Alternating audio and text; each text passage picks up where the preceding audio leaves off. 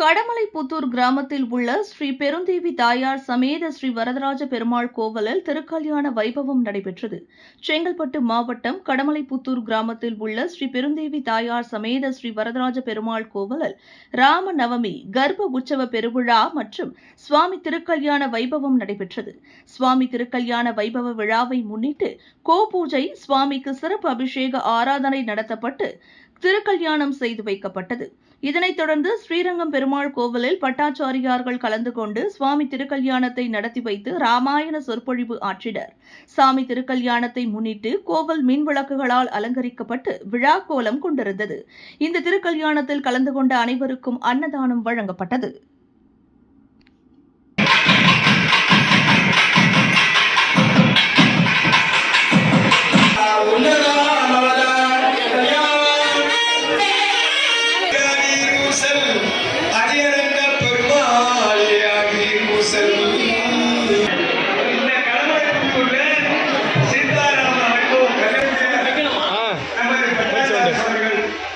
எல்லோரும் வந்து பெருமாள் சீமன் நாராயணன் வைகுண்டத்திலிருந்து சங்கல்பிக்கிறார், நடத்தி நேர் கொடுக்கிறார்.